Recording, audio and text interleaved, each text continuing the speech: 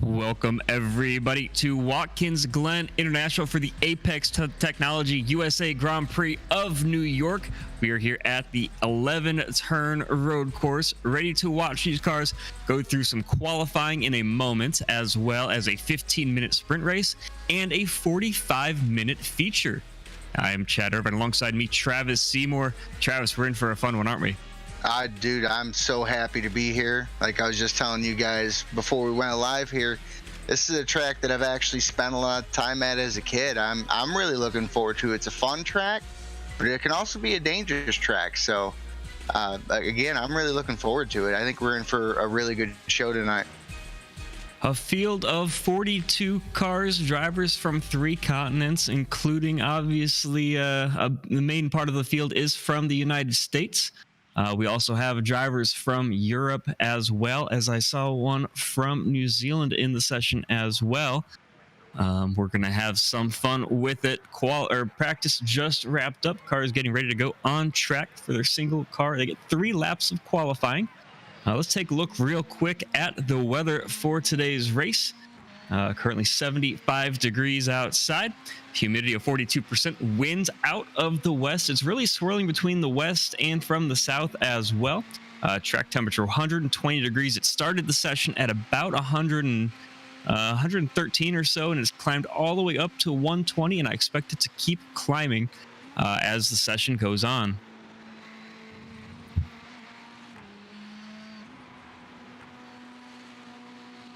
So we see some on-track action right now. These cars, as I said, get 3 laps of qualifying. Let's take a look real quick at our track map. It's a 3.36 mile or 3.4 mile road course, 11 turns.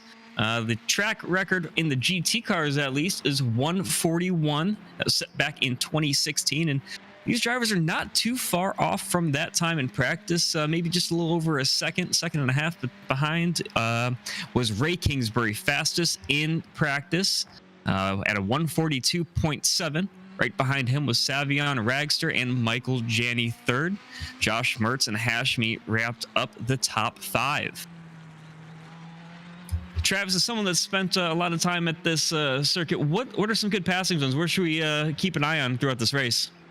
Well, you know, it's your main passing zones are really probably going to be in the main straight when you're catching all that draft. That's going to be a good one, especially if you can come out of that corner nice and clean behind them catching the draft.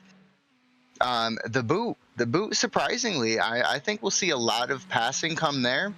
I think the major danger spot for this track, though, is going to be this corner we're watching this gentleman come up onto now, and into the quick S turn. I think those are going to be your danger spots, which could turn this race into a little bit of a wreck fest. Hopefully not, but we'll have to see.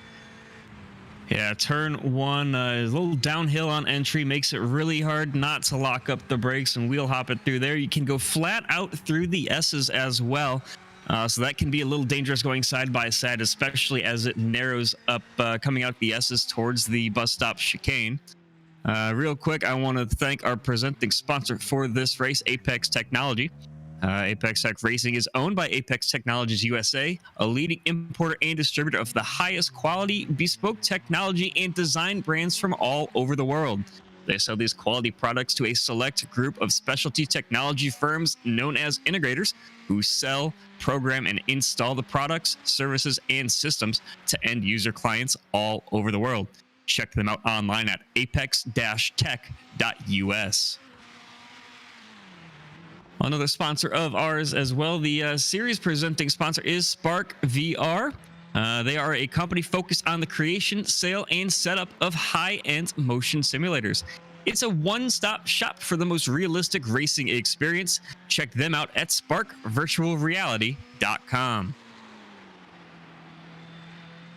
Starting to see some qualifying times come through. Fanning and Brokaw were the first 2 across the line. It was Fanning currently first, but he struggled a little bit in the practice session. So he quickly is beaten by quite a handful of drivers as we are about 4 minutes into this qualifying session. So right now it is Ray Kingsbury and then Josh Mertz 1 and 2. Jack Belton, Kamal Hamishi, and Pandev as things run in qualifying right now. We're just past the 4 minutes mark of qualifying. It's a 10-minute session. Each driver gets 3 laps. It's going to be as track temperatures continue to climb. Well, it looks like actually it dropped down just a little bit. Some clouds in the area, definitely cooling the track off just a little bit. Track temp now down to 119. So more drivers, about 25. So more than half the field has completed their first lap of qualifying. Looks like a couple of drivers might have had some issues through practice. Cole Desrosiers was a little slower, more than a second and a half slower in his first qualifying lap than his practice session. So just getting those tires warmed up as we see more drivers go through across the stripe. As we're now halfway through the session, Ray Kingsbury still on top.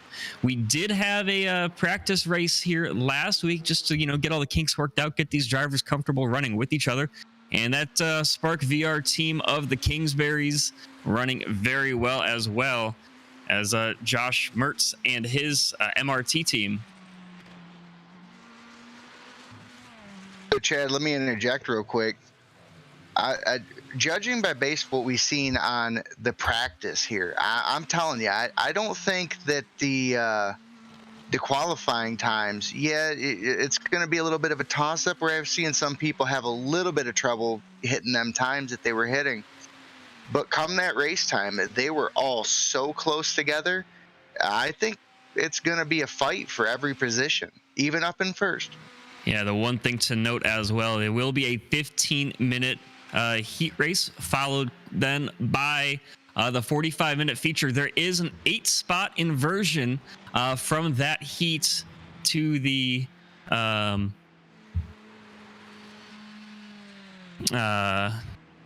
inversion from the heat, or from the sprint to the feature. And so it's going to be a fun one. It was definitely interesting to watch that in the practice race last week. And as we continue through qualifying, we still see Kingsbury, then Ragster. Michael Janney, who is one of the fastest cars in practice as well, currently sits in 3rd. Then Ray's brother Matt behind in 4th, and Pandev still in 5th. That bumps Josh Mertz down to 6th as we approach 3 minutes left to go here in qualifying. I'm surprised at how many people we're seeing here that still haven't clocked a lap, to be 100% honest with you. There's some really fast guys there in the back that still haven't even clocked a lap, thank you. And hopefully we'll see those guys at least put down 2. You're not even going to get up to speed before you on the first lap, so words are hard. Getting yourself all warmed up. Yes, it's the first race for these drivers, but it's the first race for us casters as well. It's not that. You are jinxing me. And that's it. It's over. I quit.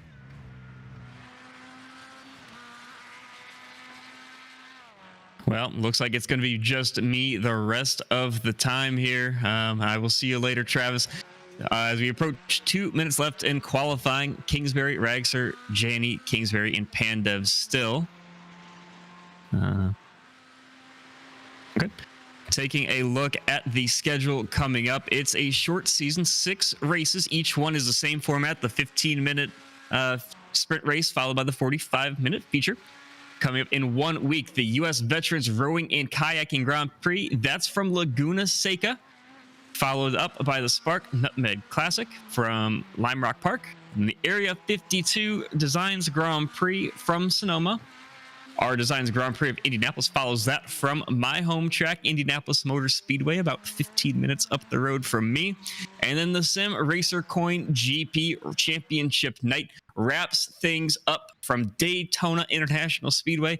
I'm really looking forward to that one. That's going to be a really fun race to watch, and it's going to be a real fun season to watch as well. There are points awarded both for the sprint races as well as the main event, the feature, 45 minutes. And it's going to be a lot of fun. We were talking I was talking to some of the guys that are running this series, and they're really looking forward to all the different prizes and stuff given out. There is a Sim Racer coin on the line for the Drivers' Championship. There's also iDrive Sim Training giving out the Team Championship Award. Sprint Cup, there are points, as I mentioned, awarded for the sprint races. That is sponsored by Area 52 Designs. And then the Manufacturers Cup, sponsored by our design. That goes to the best driver in each model of car. So wrapping up qualifying, under 30 seconds remaining. Looks like there's only a couple cars left on track posting laps. So as we wrap things up, we'll go through the full field rundown. Kingsbury on pole with a 142.475. Then Ragster, Janny behind, and then Matt Kingsbury and Pandev. Not a lot of movement in the top 5 the last couple of minutes of qualifying. 6th was Mertz, Belton, Hashimi in 8th, and then Clog and Carroll 10th. And then Ron Christians Jr. 11th, Dan Mitchell, Magnus Okenhog in where was I? In 13th, and then Fanning 14th, Forrest in 15th, Silva 16th, Erdman, Wetz, Williams, and Melton wrap up the top 20. Then Brokaw, Lane, Jersham, Hollins, Mofta, Lee Tucker is in 26th. Then John Gifford, Jonah Couch, Tyler Scott, and Kyle Thierholt in 30th. Don Day, Justin Bren, Caleb Ramp back there in 33rd. Then Jacob Falcon in the 71, qualified 34th, and then Steve Brown in 35th. Dan Ench and Chris Pio 36th and 37th. Then Ryan Donahauer, followed by EJ Fuellner, Jack Clark, Diane Feldman, and Cole Desrosiers was the last to set a time at 42nd. And then John Dipple, Brandon Lambert, and Ethan Lane all did not set qualifying times. The one surprising one there was Ethan Lane. He was 144.109 in practice, and that would have put him P15 to start this race. So let's get set. The cars starting to take the grid. 40 seconds. Real quick, Chad, let me get who you think's going to take this. You know, we saw a lot of the guys up front just kind of pull away. I think it really just depends on how the start goes for these guys. There were a couple crashes, guys trying to be too aggressive in the sprint race. So I think I have to give it to, I think it's going to be one of the Spark VR cars. I'm going to have to say Ray, he's starting on pole. He looked really strong here in our practice race, but, Ragster, Janny, Kingsbury, Pandev, even Mertz and Hashmi did a really good job throughout the week, and we saw them run some very fast laps in practice as well. The top 5 all qualified under 143, so they were Pandev wrapping up the top 5 was 142.996. What about you? Who do you think is going to win this one, Travis? Well, I honestly think there's going to be a wreck somewhere down the line here. And it would not surprise me if somebody from mid-pack who is kind of on pace but a little slower, maybe saving their tires a little bit, ends up, coming up the challenge at least for the top 3, if not being able to take it from somebody on them fresher, less worn tires. Who that's going to be, I don't know, and I don't want to speculate. Thankfully, in the sprint race, tire degradation is not going to be as big of a factor as it will be in the main event, in the feature 45-minute race. But tire temperatures are definitely up. It's about 8 or 9 degrees warmer today on track than it was when we ran a practice race last week. And towards the end of that race, we did see a couple of cars, get loose, go off, and as we see the cars come out of the S's and up the back straightaway.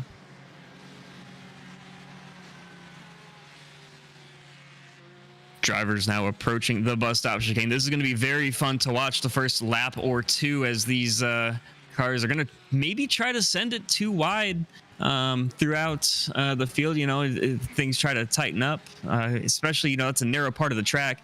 But then coming down here to this long right-hander, it's a fun corner to watch. Turn 5 this is. It's very, very fun. It is a little banked in favor of the drivers making that long right-hand turn. And then Now they're going to come down through into the boot. Another very fun, very high passing area of the track.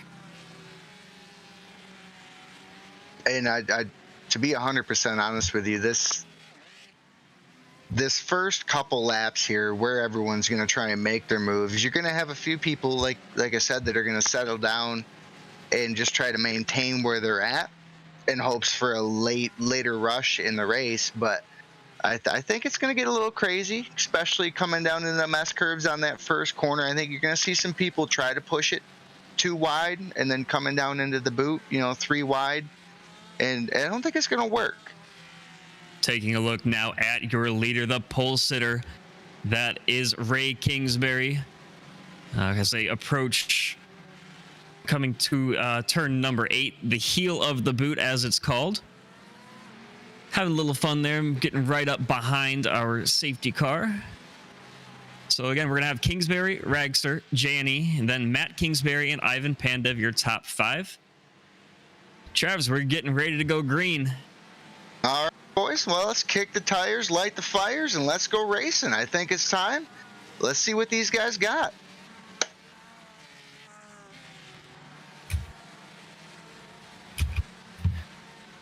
As we wait for this slow car to get out the way, I don't know what we're doing here, but he is definitely holding this field up. Yeah, he doesn't even have a rear spoiler on that car. Not good for downforce, is it? We are green at Watkins Glen here. 15-minute sprint race. It's Kingsbury out in front, then Ragster, Janny third. And then we see some action back there between 4th and 5th place. It's going to be Pandev falling in line there in 5th. So no major changes in the top 10 so far. You can definitely see in the back where they're trying to go 2 wide, 3 wide, though. That's going to be dangerous. Focus there on Josh Mertz as we come up to the bus stop chicane. Looks like everybody's making it clean so far. That was a very difficult area early on in the practice race as well. Well, you probably learned from those mistakes. You trying to take that 2 wide. It's not the greatest passing lane. Through the boot now they come through turn 7, now towards turn number 8. Up the hill they come. And we still have Kingsbury, Ragster, Janny, then Matt Kingsbury, Pandev, Mertz, Belton, Hashimi, Clog, and Carroll, your top 10. And this is a 15-minute race. That equates to about 9 laps in these cars, give or take. Just depends on how the leaders run. As we see Kingsbury still out in front, followed by just a long snake of cars behind.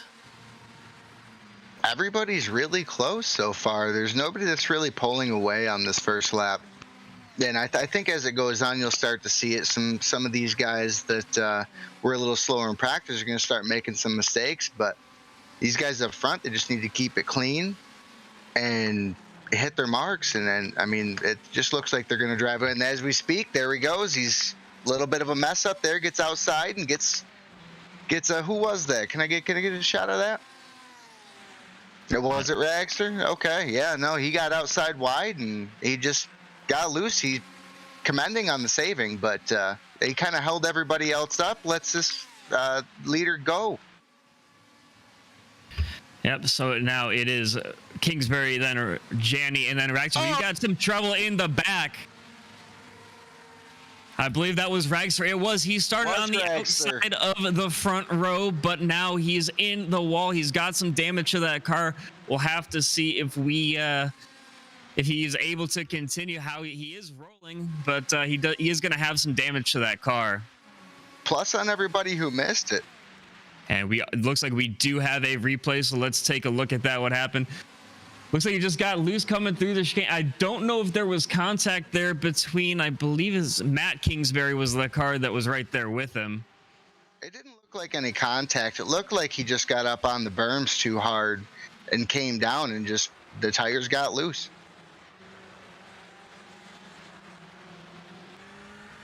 It's a shame, but I do commend everybody. Everybody pretty much missed him. I don't really see anybody that took any major damage on that. So everybody behind him should still be good to go.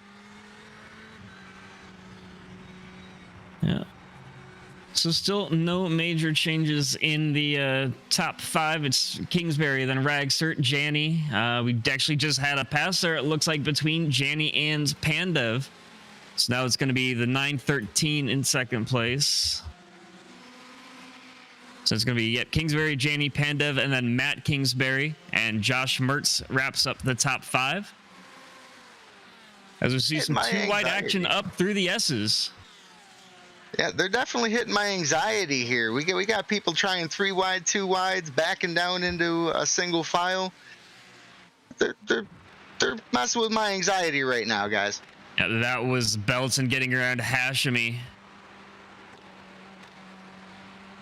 As we look through the field, I'll give you a top 10 rundown as we approach 10 minutes to go. Ray Kingsbury, Michael Janny, Pandev, then Matt, Josh Mertz, Jack Belton, Hashemi, Clog, Carroll, and Ron Christians Jr. wraps up your top 10. We are now on board, as you see, with the R Design 13 car of Josh Clog getting overtaken then by the 17 of Jack Belton. And that was just beautiful. That was textbook. He went on the outside and then was able to swing back in before the turn and come up the backside here nice and out of the way. Through the penultimate corner he comes. It's Belton trying to hang on, trying to work his way up. He is got a little bit of work to do if he wants to catch up to Josh Mertz, the car ahead of him, about 2 seconds of the gap there. But up front, Ray Kingsbury pulling out to a 2 or maybe a 3 second lead so far. And then Janny got a 2 second lead over Pandev, but that's going to be a tight battle because Pandev and Kingsbury only separated by 3, maybe 4 car lengths. Oh, for sure. It's going to be a big one. And it honestly looks like he's fading a little bit. He's been consistently pulling a few tenths every corner here for the last couple turns. Maybe he can turn it around. I hope he can. Take a little fight to these guys up front. On board with Matt Kingsbury through the bus stop chicane. They're going all out as Ray starts to pull away. He's built himself quite a lead. He's kind of seems to fluctuate, but it's now at about 4 seconds, it looks like. That's not a bad lead to have either. I mean, he's working hard for it. I honestly think he might be able to push for the next spot up and just keep hanging in there. He's very consistent, and that's what matters in this. Further back in the pack, we've got a really tight battle for 10th between Oakenhog and Ron Christian Jr. as they go through into the heel of the boot.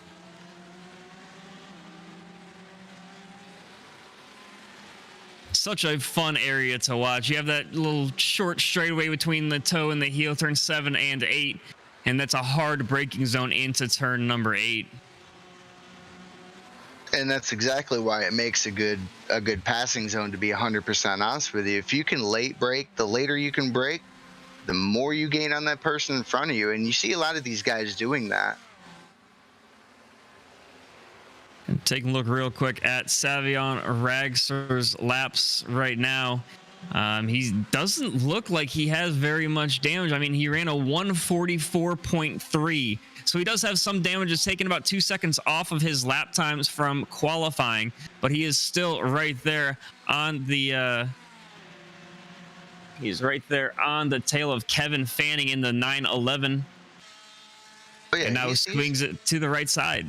He's definitely pushing hard. I think he's a little upset about that spin in this S section here. There's always a nice gap in between pushing too hard and too much. Hopefully he can keep it straight and gain back his stuff, get back in the top 10 and continue on here. And now he's working all over that back bumper of Kevin Fanning. Or I'm sorry, that's Jared Melton now. He's up the inside. Yeah, he's not showing any signs of slowing down, is he? That initial accident there doesn't seem to be phasing him at all. He's just going to go hard at it. Yeah, he got in there a little deep, locked up his right rear through the heel, and now coming. Now the next car he has to track down is going to be, it looks like maybe Kieran Forrest. I believe you're correct. I'm sorry. Yeah.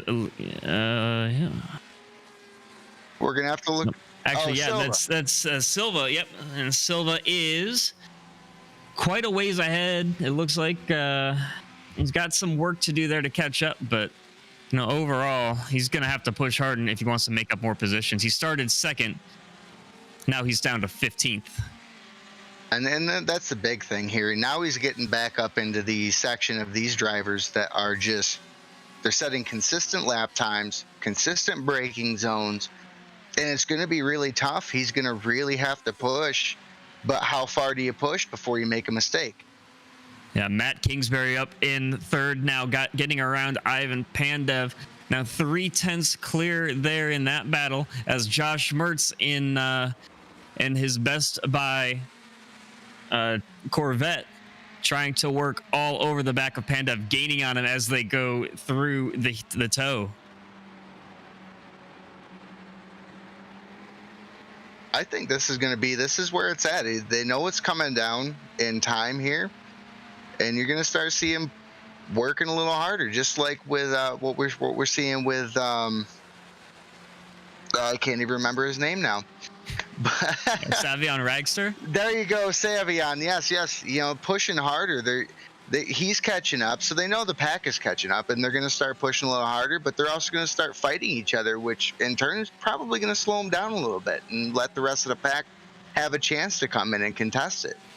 Under 5 minutes to go, as loose as Josh Mertz locks it up, going through turn 11. He gets passed by 2 cars, but he's able to keep it out of the wall, and now he's got Hashimi making the move up the inside, going into turn number 1. Oh yeah, no, that was a good save. I'm more impressed with that. Applause all around. He didn't take any damage, so at least he can get back in the fight. Get your bearings and take the fight back to him. They're not lost. Oh wow! Until then, never mind. And that was just a replay you were looking at. He is still on track, Hey, but he was getting under pressure there from the car behind Taylor Carroll, but currently Josh Mertz still running in 8th position. And that's what I'm saying. Like, he's not out of it. He just needs to control it. Yeah. And look, Savion Ragster working his way up through the field. Now he got past Cindra Silva. Now Kieran Forrest, next car in line. And he's got some work to do to catch up there. He does, but we keep writing him off, saying, he's 4 seconds behind, and somehow he just keeps catching. That guy is, he's a machine. And it looks like we have had some cars drop out as the race has gone on. Looks like about 10 or so drivers in the pits right now, all 5 laps down. Caleb Ramp has had some trouble as well. He is 3 laps down. So quite a number of cars here not able to maintain position here and stay on the lead lap. So looks like about the top 20 are still on the lead lap.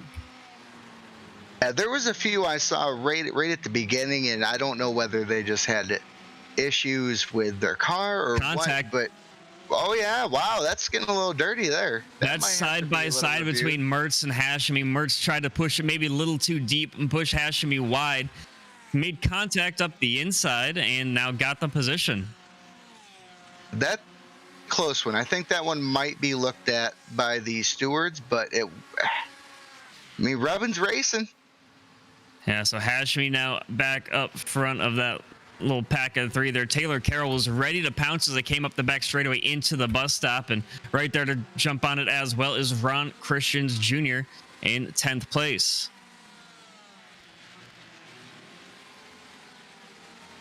Under 2 minutes to go now. We've got some interesting battles all throughout the field. Jack Belton wraps up top 5 right now. He's got a little bit of maybe about a 7 or 8 car length back to Josh Clogg. And he, last couple laps, looks like Clogg's been able to maybe pick up a 10th or 2 here and there. So interesting to see there. And now we take a look up further in the field. Ivan Pandev right on the back bumper of Matt Kingsbury, as they're about 4 seconds behind the car ahead. So it's Ray Kingsbury with a 4-second lead over Michael Janney, and then Matt Kingsbury 4 seconds behind him. But Ivan Pandev about 3 or 4 car lengths behind. And then we got a decent gap back to Belton. But let's stay with this battle between Kingsbury in the Spark VR car and the next car behind of Ivan Pandev of Renovo Racing.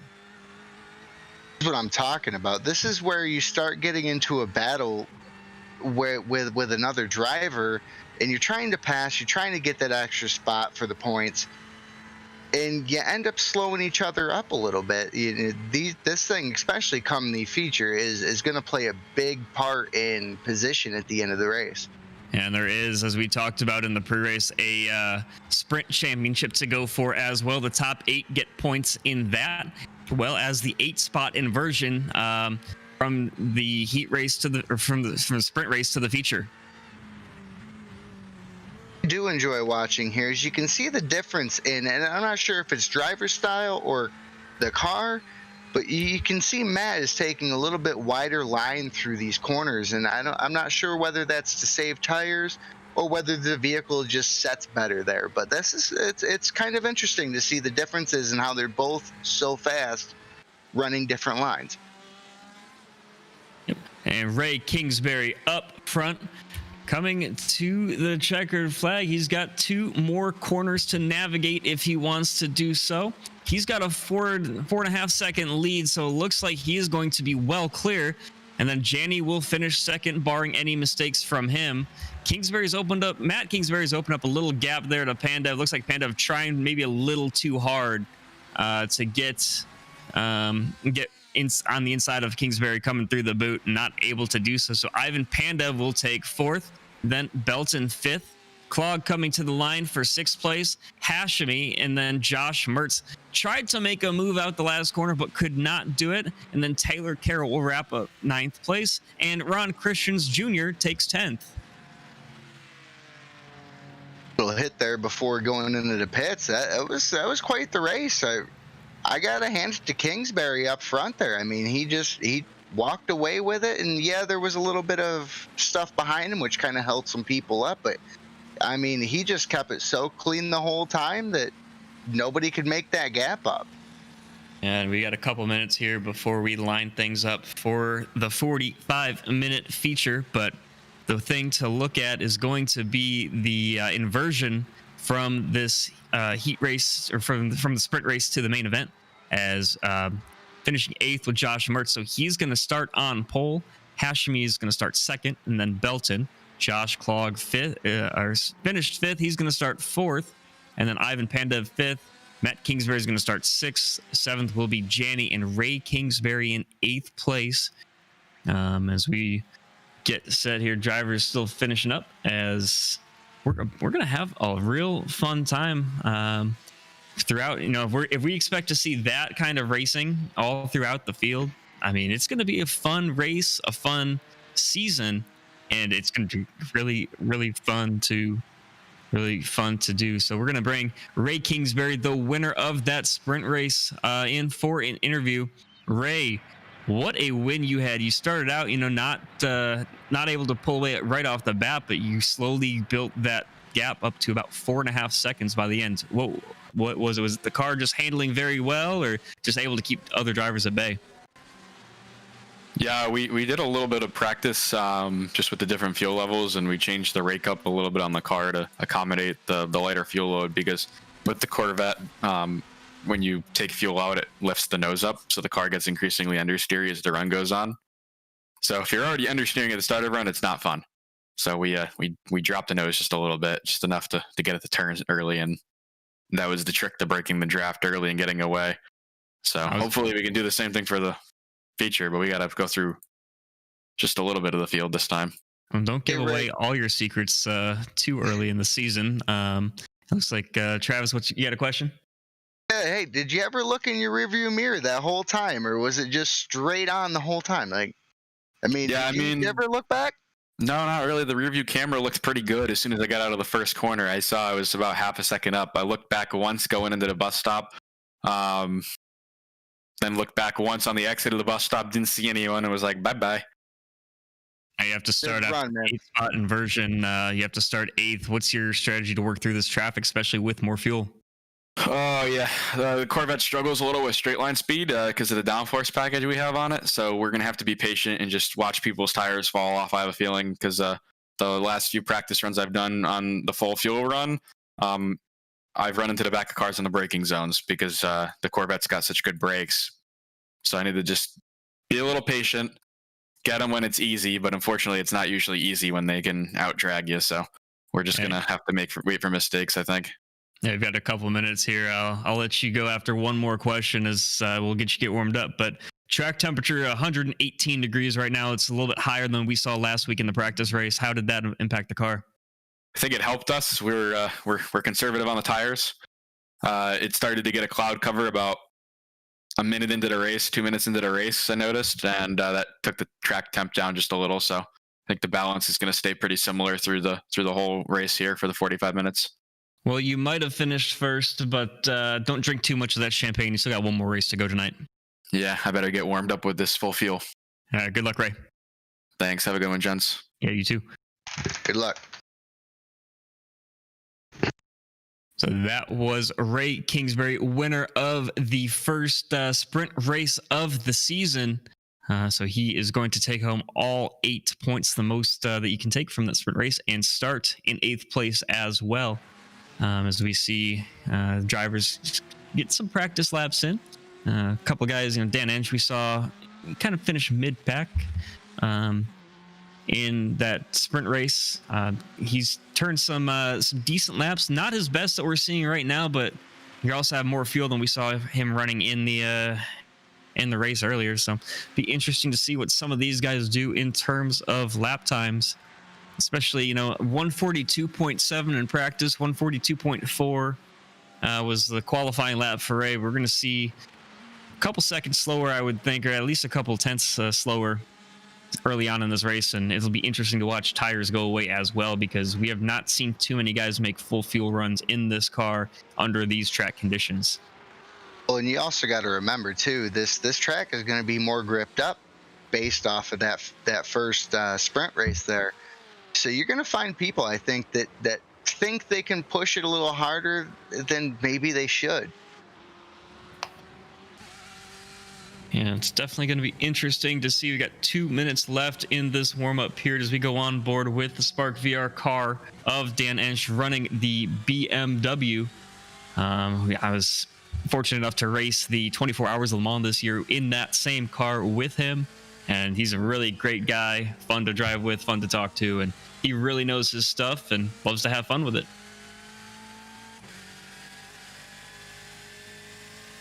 So a minute and a half left now in this warm-up session. We talked about those top 8 in that inversion as well. But let's go through the rest of the field here for the grid. Taylor Carroll is going to start 9th, and Ron Christian Jr. 10th.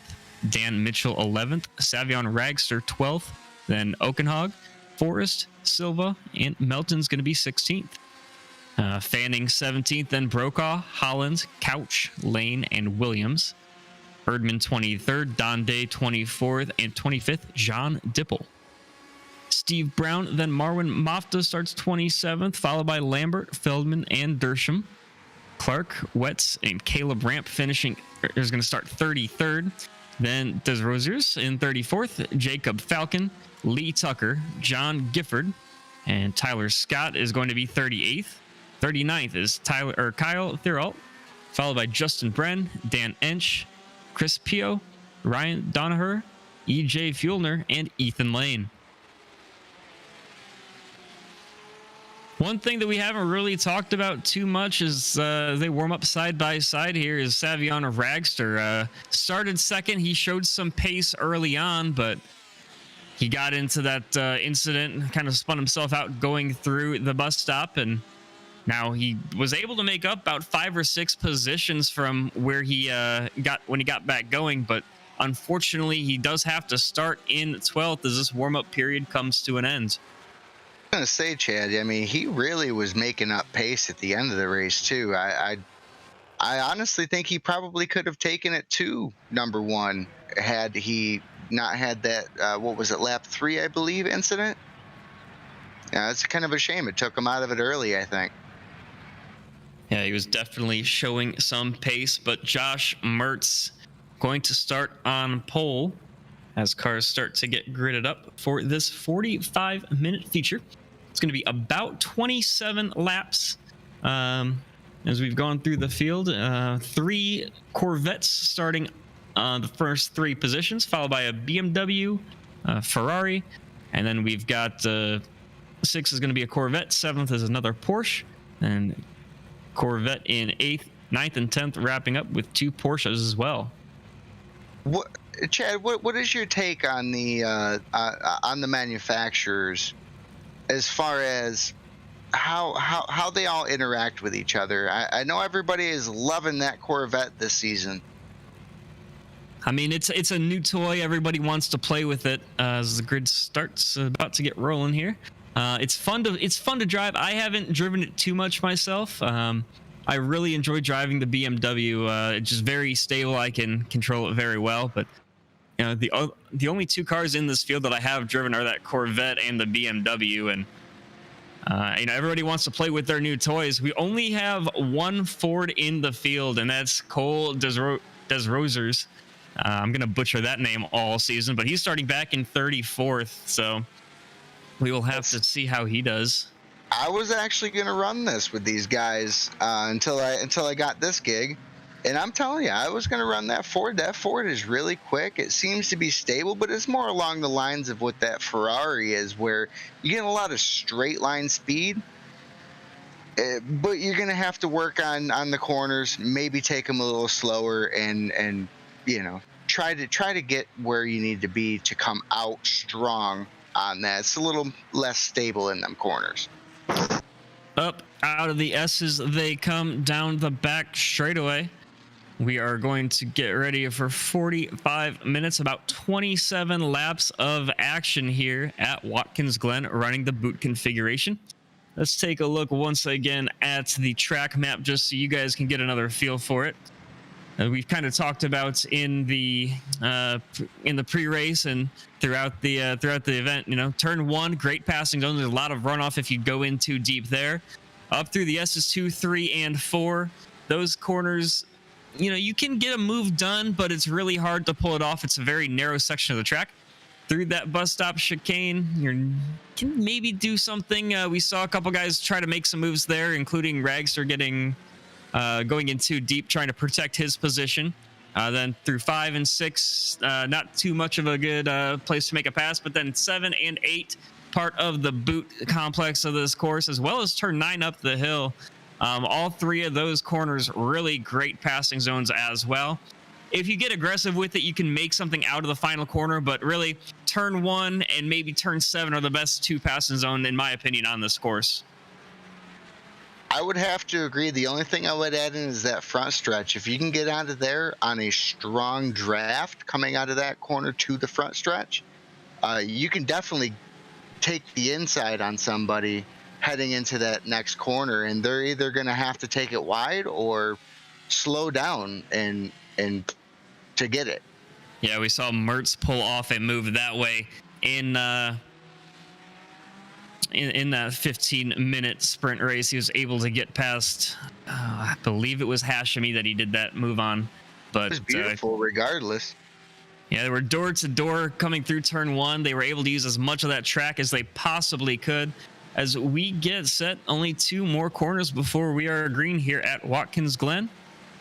So it's going to be Mertz, Hashimi, Belton, Clog, and Pandev starting your top 5. I'm looking forward to this. I think this is going to be a little bit crazier of a start. Everybody knows this is the final. Let's see what happens. And it looks like Marwan Mofta was assessed an end of line penalty there, so he's going to start at the back. But green flag is out here as we are set for 45 minutes of action at Watkins Glen International. We see Mertz in that Best Buy Corvette out front, followed by Hashmi, Belton, Clog, and Pandev. Pretty much single file throughout the top 5 as there is a slow car, it looked like. No, he got loose in the back there. I'm surprised he didn't take anybody out. Everybody in the front here is looking like they pretty much held it, but he definitely slowed some cars up in the middle of the pack. Yeah, it looks like that was Belton that got loose as he now comes through the bus stop chicane. Let's see if, do we have a replay of that?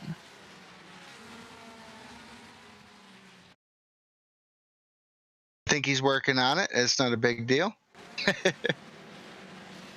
Everything's a little new here, so just give us some time to kind of get adjusted. But you can see him there coming up to the green flag. Some action throughout this entire field, but it's interesting to see just turn 1, I think, just got a little loose, and I think he was able to keep it out of the wall, but now he is all the way back. Kept it under the wall, but there was some people really slamming on some brakes that lost them a lot of time to keep up with the front to not hit him. Yeah, he went from 1st to 8th here in the first corner. Maybe just got on the curb a little too much, had the back end step out on exit, actually. Yep. You see him hit that curb just wrong. The back end steps out and had to come all the way back across the track. But wow, what a fantastic save as we see some great driving in this field. Beautiful save. Yeah, you hit that gravel and there's nothing holding them tires to anything anymore. But up front, Josh Mertz just pulling away. It'll be interesting to see how that plays out. He's got a 2-second lead already. But the track temp is up. I mean, it's dropping a little bit now. It's down to 116, but it's still hot temperatures. It's a long race, and tires are going to fall off as the race goes on. I 100% agree, and that's what I keep saying. It's going to come down to who's going to have the best tire management strategy, along with a decent lap time to maintain where they're at. You're not going to win it by being the fastest now and destroying your tires. You are going to have to manage them a little bit more on this 45-minute stint. 2nd through 6th are all nose to tail. Right up on the bumper of Michael Janney was Ray Kingsbury. Had to back out of it just a little bit to avoid contact there. But yeah, those 5 cars, you can basically throw a blanket over them. They are just side by side, nose to tail, fighting out through the top 6. So we see Ray Kingsbury started 8th, already picked up 2 spots. The biggest loser so far, though, was Jack Belton after that move early on. Well, and what's really interesting about how these guys are driving right now, it's like they're all working together. Yes, they're all trying to win the race together, but they're all working together. Every other person in that draft line right now is saving tires and fuel, and they know it. So come the last few laps of this race, I think you're going to see all these guys really start putting boots to the floor and really driving it hard and say, I'm not going to draft you to help you. And it looks like Sindre Silva had himself a moment there as well. He is now in the pits. Let's see. I'm going to take a look real quick. Yeah, he just got loose coming through and have some damage on the front of his car. So he is in the pits. He's going to have to take some repairs. I don't know if he's got enough or got too much damage to get back out there, but overall, some of these cars. That's a shame. Yeah, the front of that car really torn up as he was able at least to limp it around to the pits. It looked like he had some strong left front suspension damage too. If they do get it back out there, he's going to be stuck in the pits in a few laps down. There's no way they're just tossing some new control arms on that thing in 30 seconds, Yeah, Hashmi getting wide as they go through turn 6. Pandev all over it, gets the move done, and now Josh Clog trying to get by Hashmi as well on the outside. trying to take the long way around there. Looking to jump is Michael Janney right behind these two as well. They are side by side as they go through this long right-hander. This is a lot of fun to watch. These guys are coming out 3 wide and then filing down into 2s, and nobody's giving an inch. Everybody's fighting their hardest for this. This is anybody's race right now. And so it looks like it's going to be... Oh, there's contact there. 2 cars in the wall, 3 cars in the wall. That is Matt Kingsbury. Or is that Matt? Yeah. So multiple cars in the wall there. A replay on that. That's a shame. Matt was running really well.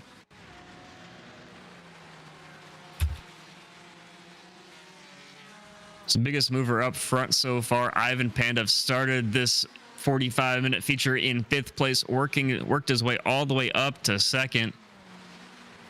We see it. 3 cars into the wall there. Able to get by cleanly was Matt as Ray tries to get some car back. Oh, and there's more contact right in front of in front of Ray Kingsbury. As Jack Belton spun somebody. I have to go back and see who he spun going into the bus stop. They're fighting. Yeah, it was Taylor Carroll.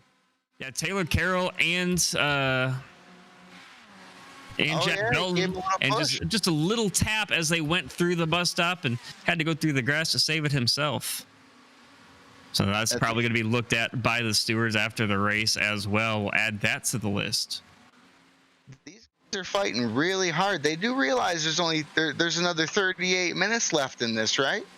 I'm seeing a lot of hardcore fighting on this. That whole Matt Kingsbury incident and then this one. There's a lot of race left. Yeah, really interesting to see as well. The gap between Mertz and Pandev was 2 seconds after 1 lap. It's now 1.9, but it's holding steady there as they come back to the stripe.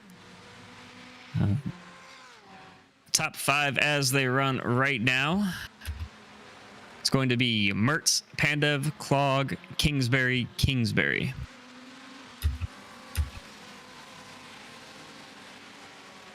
I do see that Ragster's back in, what was it, 13th, I believe it was. He hasn't really made too awful many moves. I'm not sure whether the incidents in the field have caused him to be a little slower. Or 18th, I'm sorry, he's 18th. Oh, he does. Yeah, he does. Yeah, that whole left front there looks like he took some damage. So, and that is to be expected. But wow, that's kind of a shame for him. Yeah, something happened to him on lap number 3 because his last lap 4 was 149.3. Oof. Yeah, that's a tough one. He was running really fast today, and I honestly feel bad for him. It is racing. It is what happens, but it's going to be a what could have been story for him tonight, I think.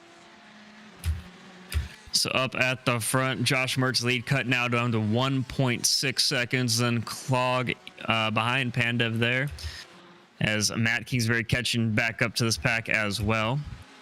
I don't see too much damage. I'll check the front end of this Kingsbury car. He definitely has some damage on the front right of Ray Kingsbury's car. It'll be interesting to see how that impacts him. For sure. I'm not sure what the splits are at the moment, but it does seem like he's slowing down a little bit, and that could be due to not being able to hold the same line and or the same grip pattern that he has been with that extra damage. He just ran a 140. He ran a 142 in qualifying. He just ran a 144.3 for his fastest lap of the race, and he had that incident back on lap 3, but really starting to pick things back up. As we see some splitter damage on the front of that car. I rescind what I said then. Apparently, I know nothing. Apparently, that was a good camber adjustment for his car. Now looking a little further back in the field, basically 6th through 10th. especially between ninth and 10th between Ron Christian Jr. and Tim Brokaw. They're really close, battling for that 9th spot. Oh, for sure. He's right on him. He's using that draft correctly. He's a little wobbly. It looks like maybe he's trying to run a little bit of a different line, but in all the same, as long as you can catch the majority of the draft, I mean, you're going to keep gaining on him. So he's doing a good job as long as he can keep it clean. Coming up to turn number 8. Now, Oakenhog took a peek inside, but he thought better of it, backed out behind Dan Mitchell. He's really working that bumper hard. He's trying to catch back up to now. He's got about 3 car lengths between him. You see those 4 cars there? That is 7th, 8th, 9th, and 10th on track. So a little information here. Sindre Silva did have an 11-minute long pit stop because of his incident that he had. I forget what lap it was, but he ended up in the pits for 11 minutes. You're not coming back from that in this. Definitely not, but logging laps and every point counts. You do get points all the way down to 45th in the series, so definitely does make a difference. Oh, there's a little bit of contact there between Oakenhog and Mitchell, but they kept things straight, kept things moving as they go up through the S's. But right on the back bumper now is Magnus Oakenhog on Dan Mitchell. I'm telling you, Chad, I didn't expect to see this much fighting this early on. I figure when you got down to about 15 minutes, you were going to see this level of fighting, but these guys are taking it hard right now. They want it now. Mitchell able to keep things going, pulling out just a little bit, a couple of car lengths now between him and Oakenhog. And so this battle for 7th and 8th is really good, and we've also mentioned between 9th and 10th of Christians Jr. and Brokaw. A little further back in the field as well, Jared Melton and Taylor Carroll, they're pretty much side by side now as they go through turn number 6. And at this point, you're starting to see the field kind of splinter into groups.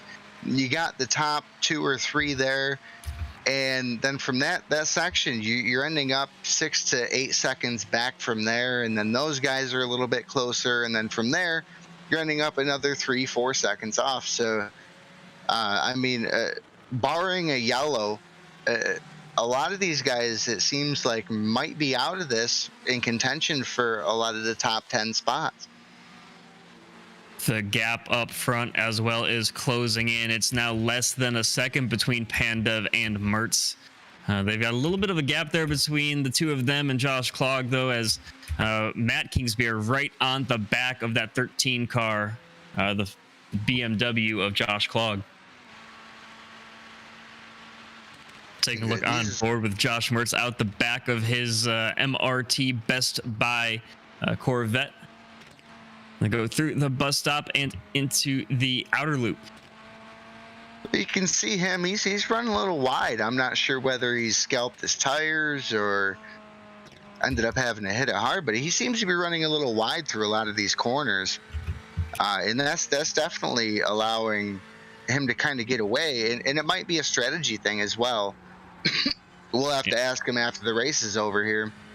Yeah, these cars, interesting to note, Matt Kingsbury's last lap was a 144.4. His brother Ray, who was in an incident a couple laps ago, his last lap was 144.5. So about 0.2 of a second difference between them, even though Ray has all that damage on the front right. Oh yeah, that's impressive. Like I said, I think it was that wreck was a corrective camber adjustment for his vehicle.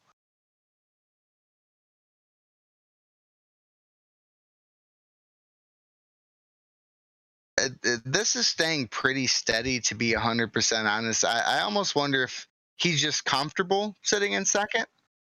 Like I said, I can't believe so many people were fighting so early to take position. I almost feel like he's comfortable sitting in second and he's waiting for that right time, maybe a mishap from him or possibly the end of the race to really put the boots to the floor. And it looks like something happened to Matt Kingsbury. He was right on behind Josh Clogg a little bit ago, but now he's over 2 seconds behind and Ray Kingsbury catching up to him.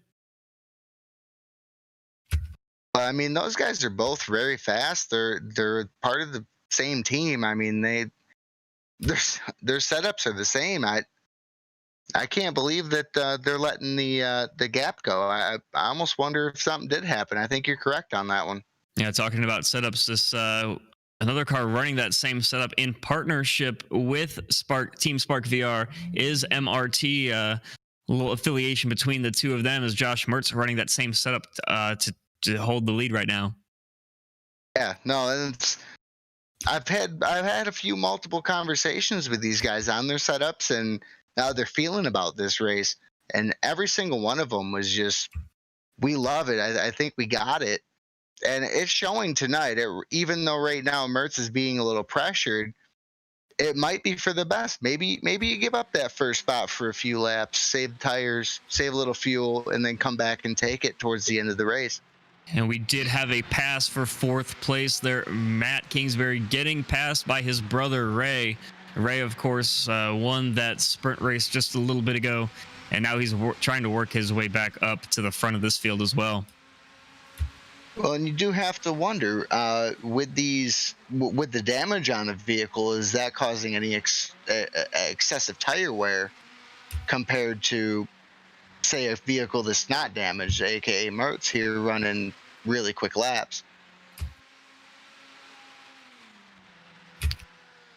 And it looks like Ivan Pandev catching up as they go towards the bus stop chicane. They're going to be side by side as they go through. Are they going to be able to keep things clean? Looks like Pandev backs out, thought better of that move, and he's now had to maybe lift a little too much. Is now about 7 or 8 car lengths behind. It's the inside that's going to get that corner every time. If you don't lift and you're on the outside, good luck trying to hold it through there. You end up being faster by slowing down through that corner. And Pandev got a little loose coming through that long left-hander. He's able to collect it though. I did see that. That was a good save. He didn't lose too awful much time. Yeah, he's just got to calm down a little bit. I feel like he might be pushing a little too hard here on this one. Biggest mover that I can see so far. Now up in 12th position, John Dipple, picking up 13 spots from where he started 25th, and now all the way up to 12th.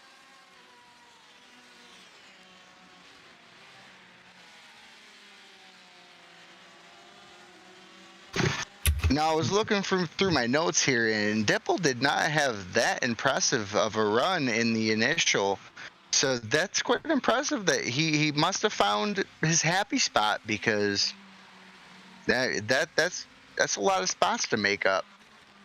Yeah, some other notable big movers include Tim Brokaw, started 18th and now running 10th and still working the back of Ron Christians Jr. So he's picked up 8 spots. Unfortunately, we do have some big losers as well, as Michael Janney started 7th and is now out of the race. He's going to finish 39th. Ooh, that's a shame. It does happen. Rubbin is racing, and so is wrecking, unfortunately. And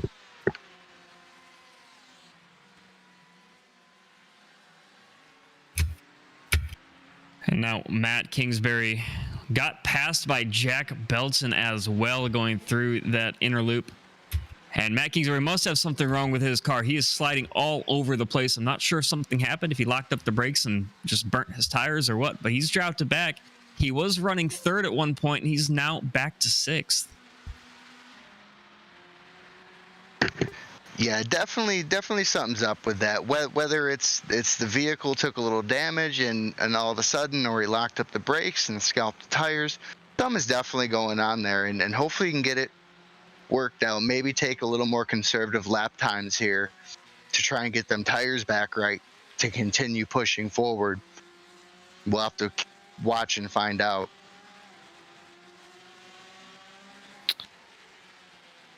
Yeah, I don't see too much. I don't see any damage on the car. Maybe a little bit on the front right. Yeah, but last couple laps, he's run 146, 145, and 146 again. That's compared to 144s that he was running, 143, 144s that he was running earlier in the race. Well, and you got to be careful with that. One thing I learned from racing RX with these guys is there may not always be damage visible But if you get into a side-to-side bang with somebody, there could be suspension damage that you just can't physically see when the car's running on the track. And that could be what he's experiencing right now.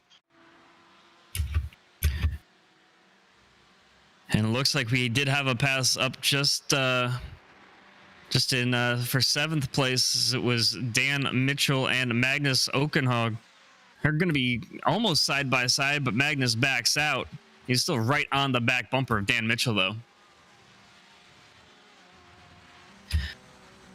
These cars have been nose to tail for the last couple laps now. It's really fun to watch as we go on board with Magnus. He's already made up 5 spots from where he started in 13th.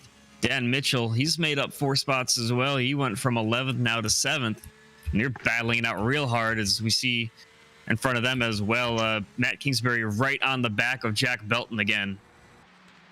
Magnus he is literally one of the guys you look up to in just about everything. He's ran the WCS for the Rallycross series.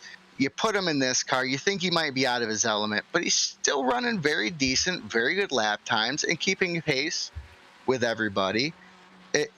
He's kind of like a jack of all trades, to be 100% honest with you.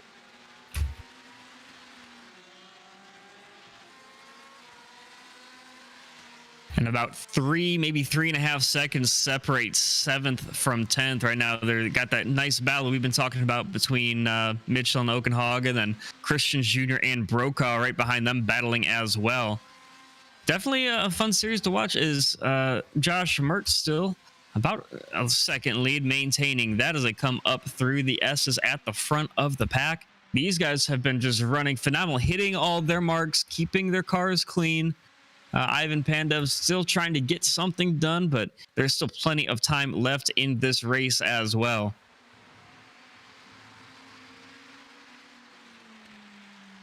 Oh, absolutely. Nothing has been decided yet.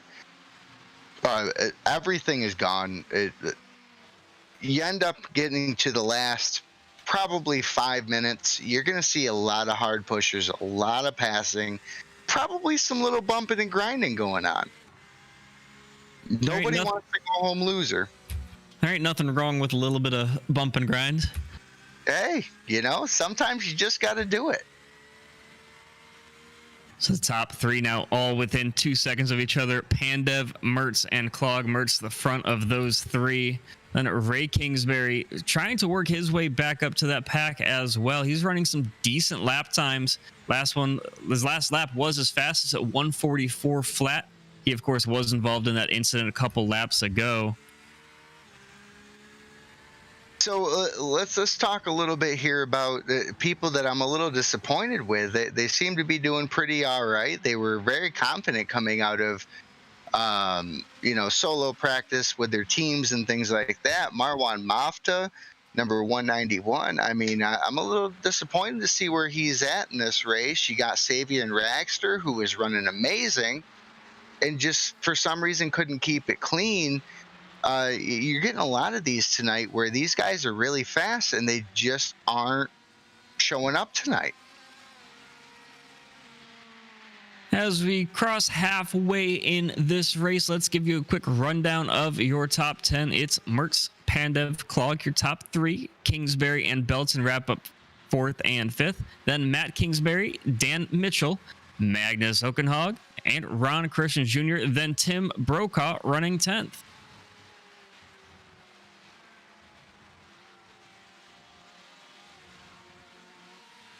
Yeah. We still see some intense battles throughout. We've talked about this Mitchell versus Okenhog battle for a couple of laps now. And right behind them still is that Brokaw and Christians Jr. Group as well. But both these groups fighting just leads to 11th place. John Dipple catching right back up to these guys. They've been battling real hard and saving his tires maybe a little bit, Dipple, but he's running 11th now. He's from 25th now to 11th, still working his way up the field. Definitely one of our biggest movers tonight, along with a couple other of these guys. And yeah, I mean, he's loving it. He's got to love the fact that they're slowing each other up a little bit. However, with the Magnus and I can't remember his name off the top of my head right now. Dan Mitchell. Dan Mitchell, thank you. Oakenhaug is faster in some sections, but then you get to other sections and you got Dan Mitchell catching right back up. And so it's like, who's in the long run, who is going to end up taking this? And it looks like our biggest mover right now is actually all the way back in 21st. He started 37th, but that's John Gifford making up 16 positions on track throughout this race. That is amazing. He's definitely keeping it clean. Doesn't look like he has any damage, and barring a yellow flag or some crazy incident, I mean, maybe he has a little damage up there in front. It looks like maybe the front bumper is taking a little bit of aero damage, but I mean, there's nothing holding him back from gaining a few more. Side by side into the bus stop was Christians and Brokaw. Brokaw able to get that move done. He now moves up to 9th place. Dipple had a little excursion through the grass last lap coming through this exact section that he's running now. Able to keep it off the wall and didn't lose too much time, but he still is within striking range of the top 10. Biggest thing for Dipple is going to be definitely getting into the draft of these cars. Right now, he's sitting on the edge of it, where he's going to be able to gain that extra few miles an hour he needs to catch up to that pack and really fight for a position. Yeah, taking a look now once again at that battle between Mitchell and Oakenhaug. What a fun duel these two guys have put on. Hopefully we see more between these two all season. Oakenhaug running that Porsche and Mitchell in the Corvette. For sure. And, I think this is what we're watching now is going to be more indicative of, Oakenhaug into the grass. Oakenhaug into the grass. It looks like he may have touched the wall a little bit there. If he did get too much of it. But one thing to note, 5 of your top 7 are all the Corvettes, but all of your top 3 are different manufacturers. Mertz up front in the Corvette, then the Ferrari of Pandev, followed by Klog in his BMW. Yeah, this right here, he just comes in and, I mean, he just gets a little wide there. I think it's just more of a driver mistake than anything, just pushing a little too hard. Yeah, right behind them, we saw Brokaw get around Christians. Looks like he's opened up a little bit of a gap between them as well. About half of a second now between Brokaw and Christians Jr., but all of these guys trying to just fight for the top 10. And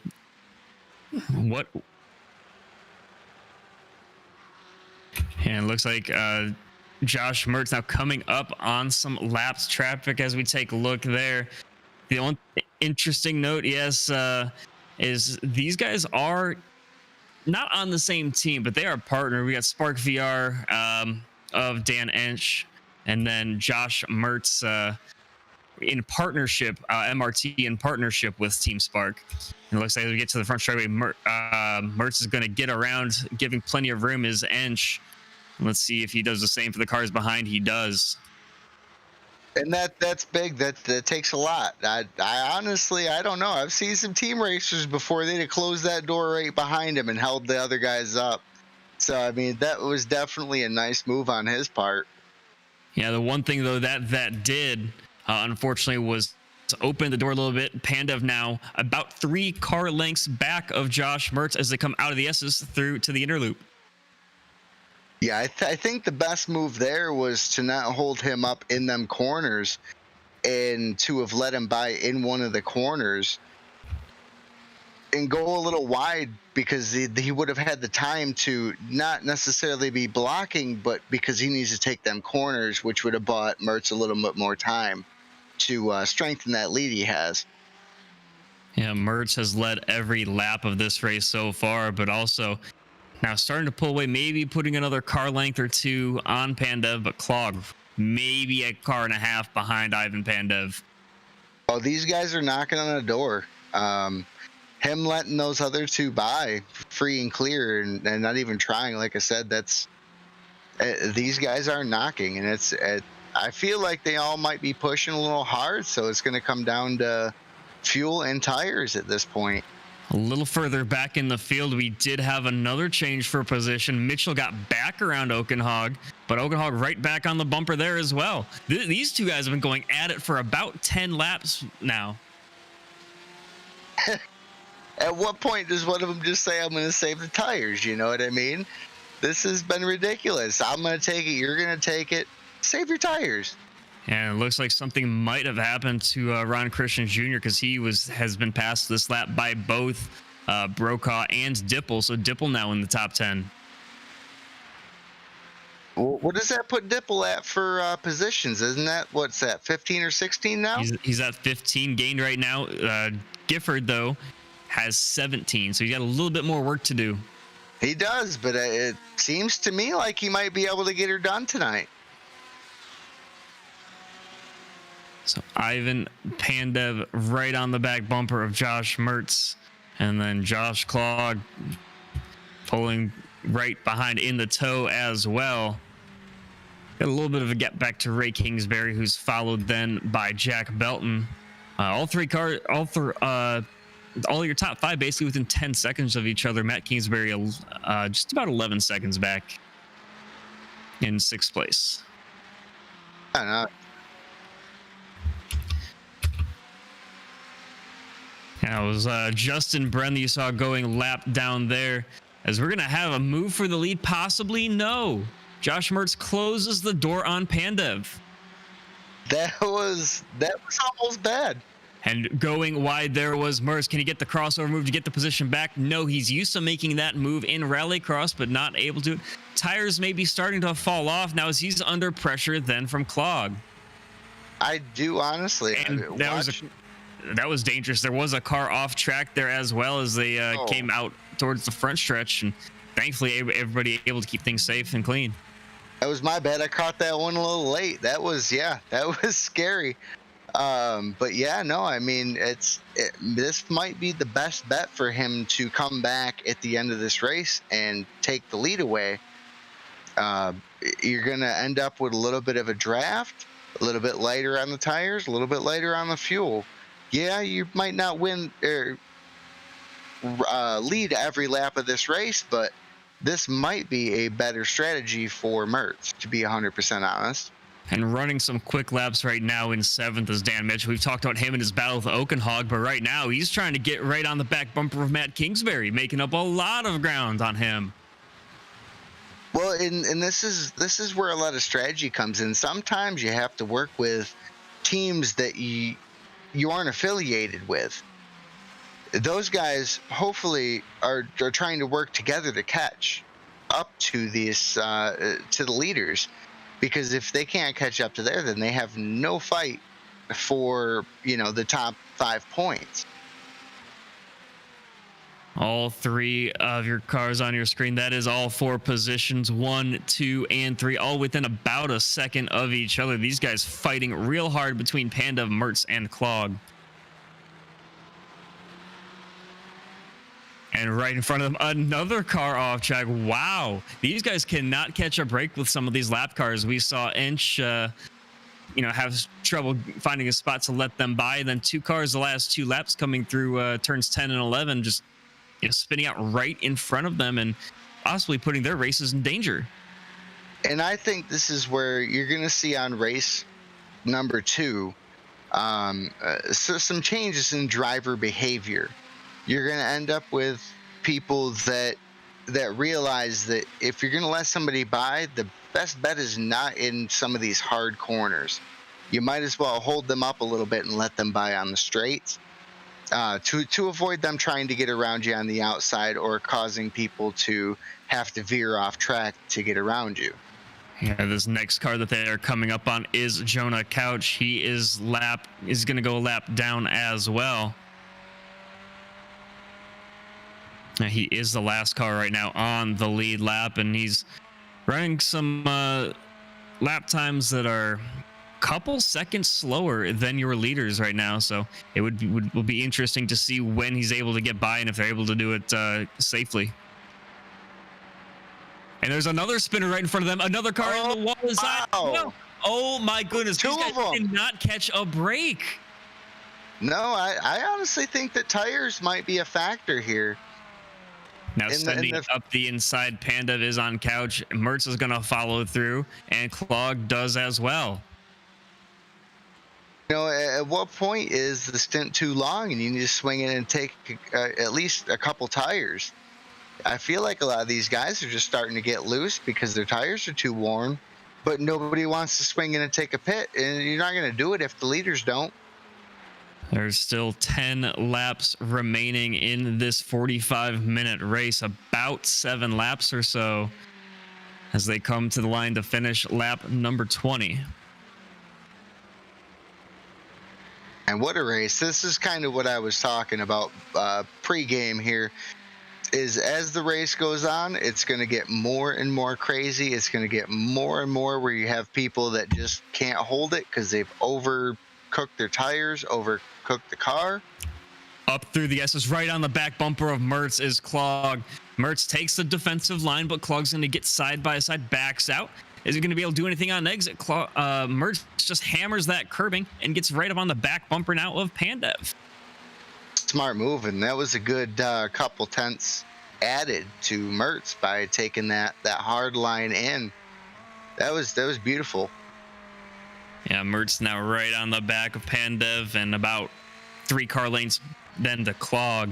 Ray Kingsbury watching this from about 15 car lengths behind and just licking his chops, waiting for something to happen, waiting for them to get involved with each other. Because with such a narrow track, you got Armco barriers all around on both sides. Not a lot of runoff in some of these corners. So if something happens, you could see each car collect each other from a weird bounce off the wall or something like that. Oh, absolutely. But like I said, the leader right now, he sat behind Mertz for so long. You can tell he just got fresher tires, a little more fuel, and he's more comfortable pushing a little harder right now than what anybody else is capable of in the top 3. And that he's using it to his advantage. He's keeping just enough ahead where it's tough for Mertz to come back, but also putting him in a fight with P3. Yeah, the next car up in front of these guys is Lee Tucker. He's running about 3 to 4 seconds per lap slower than Pandev is. So they're they're definitely running into some issues with lap traffic. They just cannot, some of these cars not able to, maybe feeling the pressure when they see those blue flags, maybe dig too hard, but we've still got Pandev, Mertz, and Clog your top 3. Bumper. Once again there, yeah, he just gets that run out of the S's, but not able to get alongside enough. That's Clog on Mertz to get any sort of move done through the inner loop. But yeah, 2 Joshes in the top 3. Him a little bit with that. That was amazing. If not, then that was the closest kiss I've ever seen. Let's take a look at this replay. This is from the back bumper of Pandev. Oh, that's live. Wow, live. Actually, yeah, no, it's coming back. That's Mertz right on the back bumper of Pandev there. What do you mean? These guys running so close all the time with each other. I mean, it's hard to tell what's a replay of some great action and what is great action. I hear that. Yeah, no, and Pandev, that's why I say I feel like Pandev just has a little bit better tires because he's pulling away on the straights. But when you get to the corners, these guys seem to have a better line through the corners, and they're just catching them in the corners. Yeah, Lee Tucker. Right now, it's anybody's game. Lee Tucker, this lap car in front. I think they're going to catch him at the right spot. He should move over here, but he actually does not. That's kind of a little surprising move as they come into turn number 1. This is lapped traffic with the leaders right behind. And Mertz is loving it. You have to at this point. Please hold everybody up. Get us a little closer, and he looks like he might be taking the outside line here on him. Yep, Pandev really aggressive up the S's, trying to do what he can to not give up any ground. As here's another run from Clog. He's going to get the inside this time. Side by side, Mertz lets him go. Going in very deep, though. He gets the grass, and he's going to get the grass on exit as well. Thankfully, he's able to collect the car on re-entry, and Clog keeps things off the wall, and you got some of the grass on exit, but able to at least keep his car in one piece. But that does let Mertz get back by.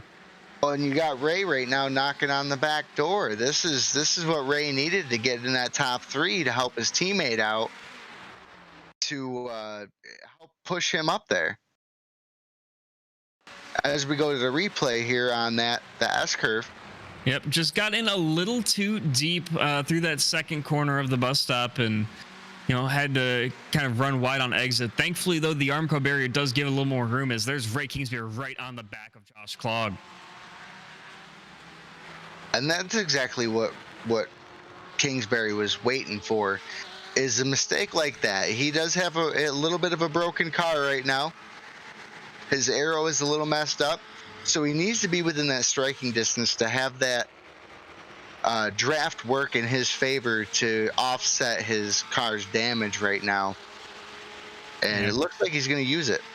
Another lapped car there, letting the first 2 go by.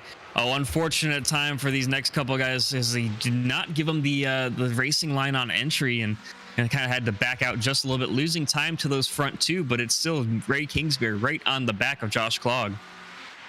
And you have to wonder how much is the strategy at this point. I mean, Mertz, I think, can catch him, especially with giving him the lead with about 4 minutes left in this stint. He's got to be hoping that this guy will wear his tires out a little too much, and he can catch him at the end. And this battle that we talked about for a while earlier in the race between Mitchell and Oakenhog still going on as they go through the bus stop. Oh, yeah, what an intense battle these guys are having. As they're about 5 seconds behind the next car for position, and they do have some room out the back to Tim Brokaw. But also to note, Matt Kingsbury, another Spark VR driver, he was involved in a little bit of trouble on his own earlier as well. He was running 3rd or 4th, and now he's running 4th or 5th, and he's all the way back in 9th, just dropping positions one by one. I really like this Magnus and Dan fight. I'm telling you, it's not going to be over until they cross that checkered, and I'm thinking they might cross that checkered neck and neck. 3 minutes to go, about 2 laps. Maybe you're able to squeeze one more in there, depending on how the timing cycles out. But man, this battle has just been so fun to watch. I mean, Pandev, Mertz, Clogg, and then Mitchell and Oakenhog.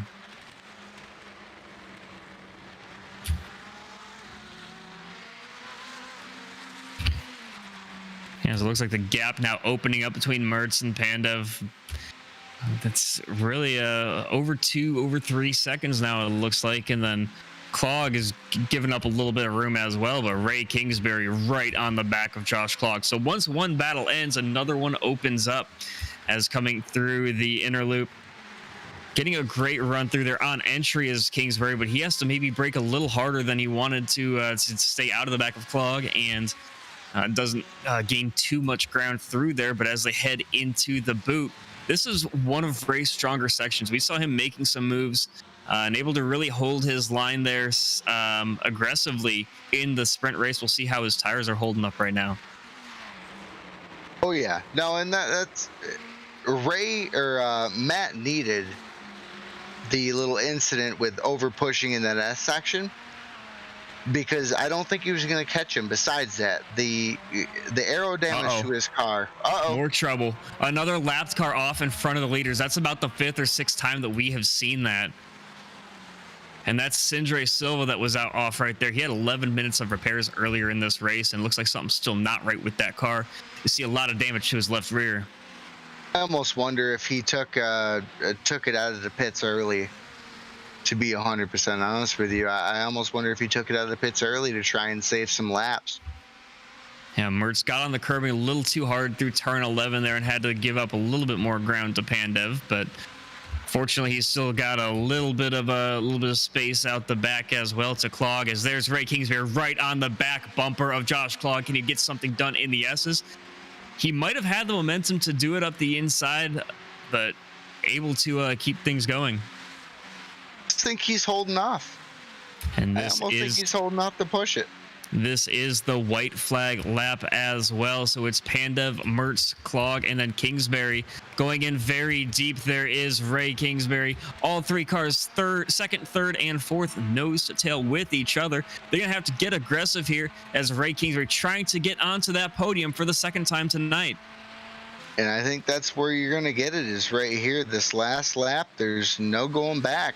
You're either going to send it and it's going to work, or hopefully you're just comfortable with where you're at. Thankfully for these guys, plenty of room out front, so no lap traffic to cause them any issues here, as we've seen happen a couple of times throughout this race. And the lap traffic is going to happen, but I don't understand why the lap traffic kept going off the road. That to me was a little crazy, but I mean, it is what it is. Everybody adapted, and it seems to be working for these guys up front. 2 more corners to go for Ivan Pandev. He has to keep things clean. He's got pressure right behind him. Josh Clog looking to make a move for second as well. But coming out of turn 11 for the final time is Ivan Pandev, and he is going to win at Watkins Glen. Great race. And I deserve that 100%. So Pandev, Mertz, and Clog on your podium. Then Ray Kingsbury, Jack Belton, Dan Mitchell, and then Oakenhog wrapping up.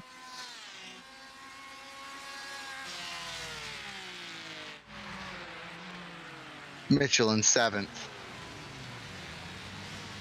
Looks like. Yep. So Oakenhog 6th, and then Mitchell 7th. Yes. And then Matt Kingsbury 8th, Brokaw 9th, and Christians Jr. in 10th. Savion Ragster in 11th, Taylor Carroll in 12th, 13th Cody Erdman, John Dipple in 14th, and then Jared Melton. Kyle Dersham, and then Derek Holland 17th, 18th Kieran Forrest, Stephen Lane in 19th, and Brandon Lambert battling right now as he tries to make up more positions. He's still racing back to the line, and he is going to finish in P20. These guys all congratulating each other in the chat as well. Actually, gonna be Lambert finishing 19th, and then Fanning 20th. 21st. Go ahead. Did Forrest have an issue? He's still dropping positions right now. I believe he did. Yeah, something must have happened to Kieran Forrest on the final lap, as he's going to end up finishing in 27th. So that issue, that little incident he must have had, cost him about 7 or 8 spots on the final lap alone. Yeah, that was a costly mistake. These guys were all fighting real hard. Well, when it comes to points, you don't want anything less. So you want to be in the top 10, and if you're 20th, you want that 19th spot. It all comes down to points at the end of the season. To the victor goes the spoils. Ivan Pandev takes the points. Josh takes the most points, and then Josh Mertz started on pole, finished second, and third was Clog. And it looks like we are going to have an interview with Josh Clog, the finisher in third position. Josh, we saw some great racing. You, Mertz, and Pandev, all the top 3. Kingsbury fighting for 4th there with you guys as well. You guys were just battling the entire race. What did you think of that action? Yeah, it was awesome. Dirty air was absolutely killing me. Every time I got clear, I would gain a couple tenths on sectors, but every time I got behind somebody, I was pretty stuck. But it was very close, very good racing. You made a really aggressive move there, trying to get around Mertz in the bus stop chicane, ran wide on exit and gave the position back, and just couldn't get back by him. What'd you see making that move? Yeah, I missed the downshift. Aimed for 4th gear, got 5th gear, and just couldn't get it slowed down. So it was unfortunate, but part of it. And as we move on to Laguna Seca next week, what are your thoughts on that track, and what do you expect to see in terms of racing there? Excited for it. I hope the BMW can hold its own against that Corvette. The cornering in that Corvette is pretty nutty, but we'll see. Excited for it. Top 3 cars in this were all different makes, different models, different manufacturers. What were your thoughts on maybe the balance of power between the three of them? It was pretty close. I know in the first heat, I forgot who it was, but it was a Porsche. So all 4 cars, representing up top. But yeah, each car has its own strength and weakness. So I think it's fairly well balanced. What's your goal for this season? I mean, you started out very strong. You finished 5th in that sprint race, taking points there for the sprint championship, and then 3rd place here. As we wrap things up, 3rd place here. What's your lofty expectation? Are you saying it's championship or bust, or? No, I wouldn't say that. I'd like to be up at the top, but I think there's plenty of quick guys that have plenty of chances. So I definitely don't want to say championship or bust. Josh, hey Josh, I got one for you. I'm looking forward to you next race. I'm looking forward to I'm going to Disney World. I think you can do it, buddy. Say again? You're going to Disney World next race. I'm just gonna put my money on you. I think you got this. All right. Calling his shot. Josh, you've got some big shoes to fill, but hey, thanks for your time, and what a great performance you had out there. Yep, thank you.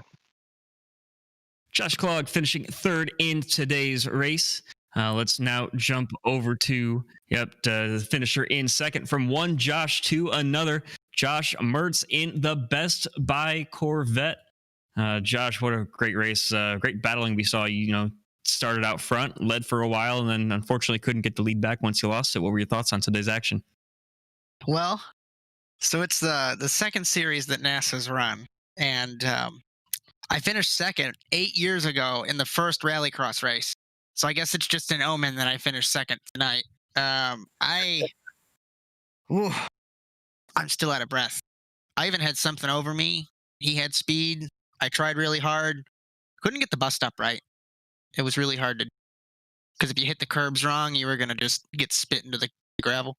Yeah, it looked like you were maybe faster on entry, but couldn't do anything on exit. We did see you have a moment there through the bus stop with the guy that finished behind you. Claude got alongside you going into it, coming out of the S's, and he got in maybe a little too deep and had to go through the grass on exit. What was that like from your perspective?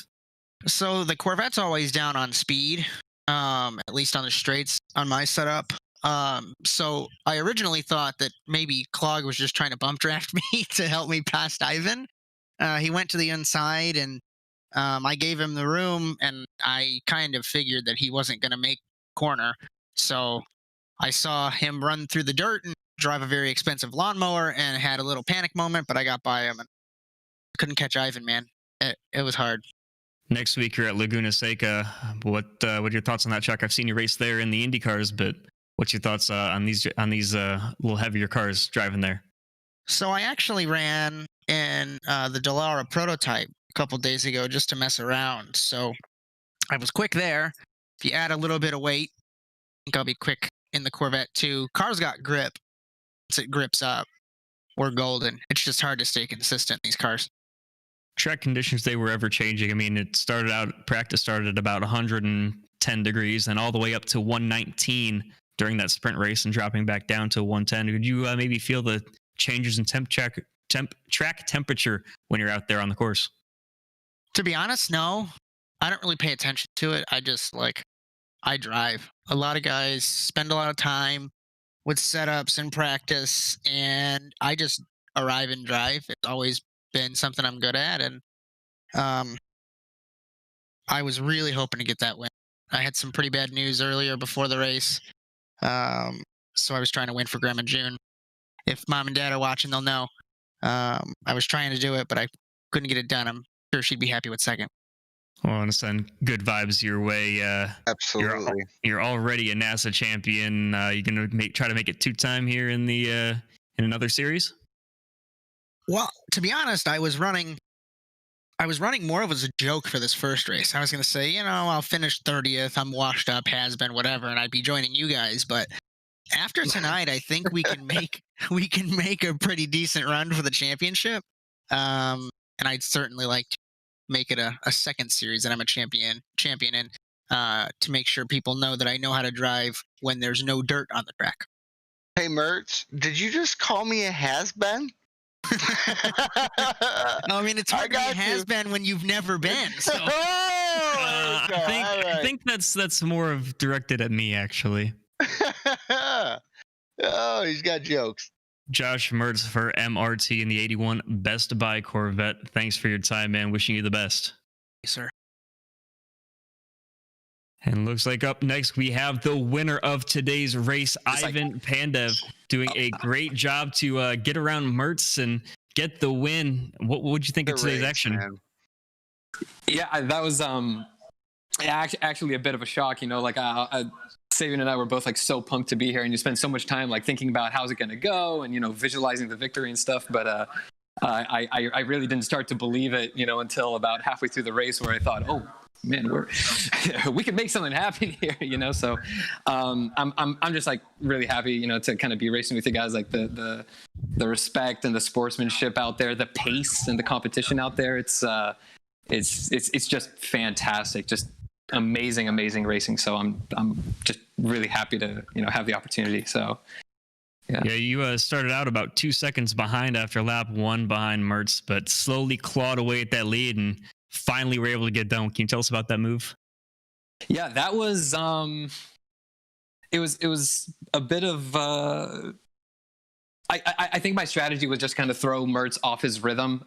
When I kind of dive bombed into the right-hander, I didn't really have any intention of actually making the pass, and my thinking was, well, if I could get him offline, if I could, get him to drop a wheel into grass or distract him, maybe we could make something work from there. So that's all I had. I couldn't really make a Mertz on move. I couldn't really make a move on Mertz on just on pace alone. I needed just a little bit something like that, and sure enough, on that uphill run into the left-hander, the door just happened to be there.